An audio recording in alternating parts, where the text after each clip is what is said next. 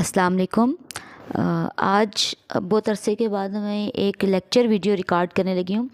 ये मेरी favourite actress हैं सबा कमर, इन्हीं का पोर्ट्रेट मैंने लिया है। इसको हम सिंपलीफाई करेंगे सामने पेज पे ताकि आपको सिंपलीफिकेशन करनी आ सके, ठीक है। ये मेरे पास एक पिक्चर और है जो ये भी मुझे कमीशन वर्क है एक जो मैंने बनाना है, तो इसको भी मैंने प्रिंट लिया था। तो ये आपको मैंने दिखाने के लिए रखा हुआ है, ये बताने के लिए कि अभी देखें कि ये जो पिक्चर है वो सिंप्लीफिकेशन इसकी बहुत इजीली हो सकती है, क्योंकि इसमें जो बाल वगैरह हैं वो बिल्कुल सिंपल तरीके से हैं। लेकिन मैंने थोड़ी सी डिफ़िकल्ट सब्जेक्ट लिया ताकि आपको समझा सकूं कि सिंप्लीफिकेशन बेसिकली हम करते किस तरह से, ठीक है। और सिंप्लीफिकेशन करने का बेसिकली मकसद ये होता है कि ताकि हम चीज़ों की जो डिटेल है वो इग्नोर कर सकें। यहाँ आपको नज़र भी आ रहा होगा कि मैंने सबसे पहले इसको स्ट्रेट लाइन में कन्वर्ट करना शुरू किया है। स्ट्रेट लाइन में कन्वर्ट करना इसलिए ज़रूरी होता है ताकि आपको पता चल जाए कि आपका जो बॉर्डर मार्क है, जो बाहर वाला मार्क है, वो क्या है। तो कोशिश करनी चाहिए कि स्ट्रेट मार्क्स जो हैं वो कम से कम लगें, यानी जितनी बड़ी बड़ी लाइंस में आपने अपने सब्जेक्ट को कवर कर सकते हैं उतने में कवर करें। तो क्योंकि ये एक पोर्ट्रेट है और इसमें छोटी छोटी चीज़ें भी हैं, तो मैंने थोड़े से ज़्यादा लाइंस ली हैं। लेकिन जब आपका सब्जेक्ट एनिमल या बर्ड हो तो कम से कम लाइन में कन्वर्ट करना चाहिए। तो अब आपको नज़र भी आ रहा होगा कि जितनी मुझसे हो सकता है मैंने उतना इसको कन्वर्ट करने की कोशिश की है। यहाँ पे मुझे नज़र आ रहा था थोड़ा सा तो एंगल, तो मैंने उसको भी कट किया है। और उसके बाद आप ये देखें कि ये हेड की जो स्ट्रेट लाइन है मैं उसको कन्वर्ट कर रही हूँ। बस जिस तरह पिक्चर में मैं कर रही हूँ आपने भी ऐसे ही करना है। एक सेटअप लगाना है जैसे मैंने सेटअप लगाया हुआ है, और आपने उनको स्ट्रेट लाइन में कन्वर्ट करना है। सिंपली आपने अपनी लाइंस को, आउटलाइंस को स्ट्रेट लाइन में कन्वर्ट करना है। कहीं पे भी आपकी कर्व लाइन नहीं होनी चाहिए, स्ट्रेट लाइंस होनी चाहिए। और एंगल्स यानी एंगल में लाइन होनी चाहिए, जिस एंगल में लाइन जा रही है उसी एंगल में आपने रखना है।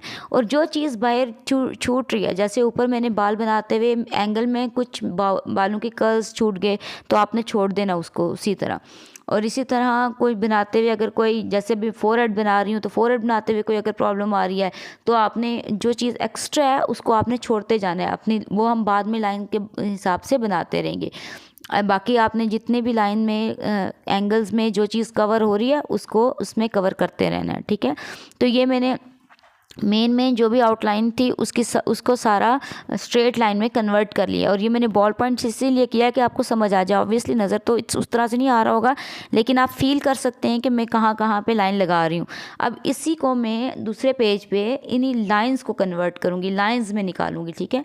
तो जब भी आपने, एक अच्छा आर्टिस्ट वो नहीं होता जो बहुत डिटेल में वर्क करता है और लोग देखें कि वो इसका वर्क तो बहुत डिटेल्ड वर्क है, नहीं, बल्कि एक अच्छा आर्टिस्ट वो होता है जो अपने वर्क को सिंप्लीफाई करना जानता है, जिसको ये पता होता है मैंने क्या चीज़ छोड़नी है, क्या चीज़ देखनी है। अब ये देखिए, जब मैं इसको वाइट पेज पे कन्वर्ट कर रही हूँ तो सबसे पहले मैं ये देख रही हूँ कि ऊपर मुझे कितना जो है वो स्पेस छोड़नी है दूसरे वाइट पेज पे। उसके बाद मैंने वहाँ पे एक हल्का सा मार्क लगा लिया और फिर मैंने दूसरी साइड से भी मार्क लगा लिया कि इस साइड से यानी विड्थ में कितना दूर है।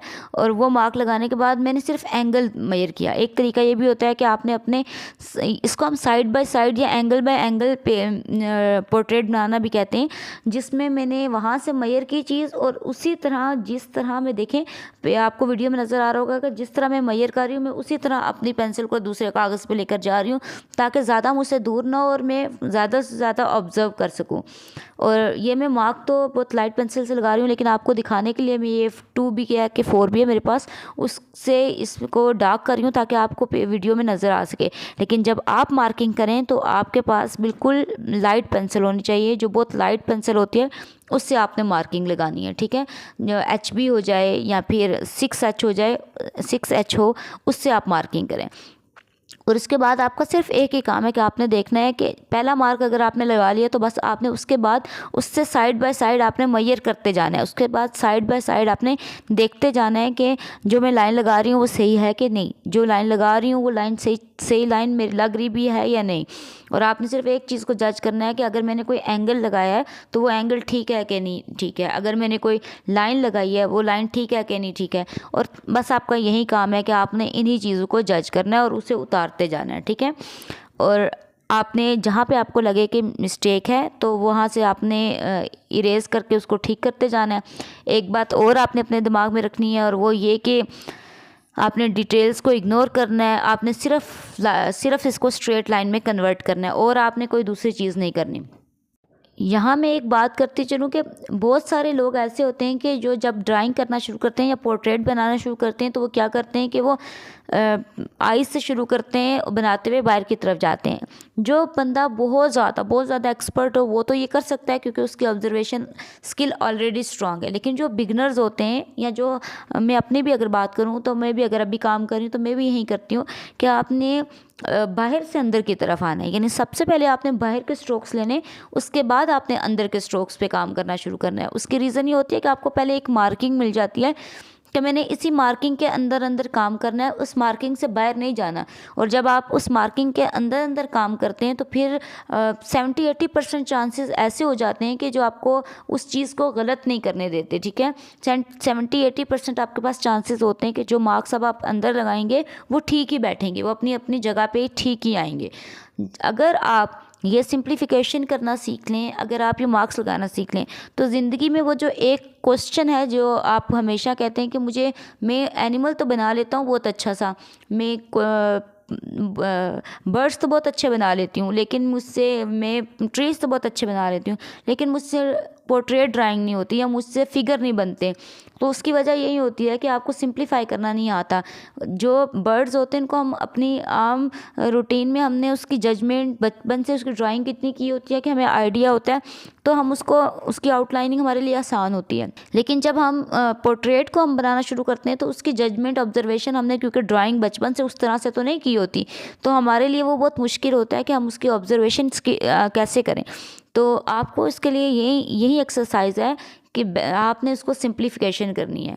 पोर्ट्रेट को इम्प्रूव करने की, फ्री हैंड में इम्प्रूव करने की सिर्फ एक बेस्ट एक्सरसाइज जो है, एक ही मेथड है, वो ये है कि डिफरेंट मेथड्स हैं सिंप्लीफिकेशन करने के, लेकिन जो मेन चीज़ है वो यही है कि आपने सिंप्लीफिकेशन ही करनी है। विदाउट सिंप्लीफिकेशन अगर आप ये कहें कि आप पोर्ट्रेट बनाना सीख लेंगे एज अ बिगिनर, तो फिर आपको बहुत टाइम लग जाएगा। ये वो चीज़ है जो आपकी जर्नी को अगर 10 ईयर्स है तो उसको 2 ईयर्स में कन्वर्ट कर देगी, इतनी तेज़ी से आपकी ग्रोथ लेकर चलेगी। लेकिन उसके लिए ज़रूरी है कि आप चीज़ों को सिंप्लीफाई करना सीखें। अब सिंप्लीफिकेशन के कई तरीके होते हैं, जो मैं अभी कर रही हूँ ये स्ट्रेट लाइन कन्वर्जन है। इसके बाद इसमें शेप्स कन्वर्जन भी होती हैं कि आप देखिए आपकी हर चीज़ किसी ना किसी शेप में होगी, कोई ओवल में होगी, बाद में आप उसे उस बंदे के अकॉर्डिंग सेट कर सकते हैं, लेकिन पहले वो किसी ना किसी शेप में ही होगी। ठीक है, चाहे वो रेक्टेंगल में हो, चाहे वो सर्कल में हो, चाहे वो ओवल में हो, इस तरह की किसी ना किसी शेप में होगी। तो आपको भी यही चीज़ सीखनी है कि मैंने उसको किस तरह शेप में लेकर आना है। जब आप ये चीज़ सीख लेंगे तो आपको दोबारा कभी भी वो चीज़ बनाते हुए मुश्किल नहीं होगी। अच्छा, उसके अलावा आप ये कर सकते हैं कि ये मेरे पास एक ट्रेसिंग पेपर है, इसको आप अपनी ओरिजिनल पिक्चर के ऊपर रख कर उसके बाद वही लाइंस जो आपने पहले ड्रॉ की थी उनको ट्रेस कर लें। ठीक है, जो लाइंस आपने पहले ड्रॉ की थी नीचे पे पिक्चर के ऊपर सिंप्लीफिकेशन करते हुए, उन्हीं लाइंस को आप ट्रेसिंग पेपर के ऊपर दोबारा ड्रा कर लें, और फिर उसके बाद आप उसको अपनी जो आपने बनाई है पिक्चर उसके ऊपर रख कर देखें। ठीक है, जो सारे आपने मार्क्स लगाए हैं वो सही लगाएं। जैसे ये देखें, ये हाथ का जो मार्क है ये मुझसे थोड़ा सा आगे लग गया था तो मैंने इसको ठीक किया। अब जो मार्क आपको लगता है कि वो ठीक नहीं लगे हुए, उनको आप ठीक करते जाएं। इसी तरह देखिए, अब दूसरा जो मार्क है ये नेक के पास, ये भी मुझे थोड़ा ऊपर लगाना चाहिए था, तो मैंने उसको भी ठीक कर लिया, और जो मेरे एक्स्ट्रा या गलत था उसको मैंने रिमूव कर लिया। फिर इसी तरह ये जो फेस पे कट है, फेस कट, उस पर भी मुझे थोड़ा सा मैंने जो है वो पीछे लगाया था, वो भी मुझे थोड़ा सा ऊपर लगाना चाहिए था। ठीक है, तो ये मिस्टेक्स थी मेरी।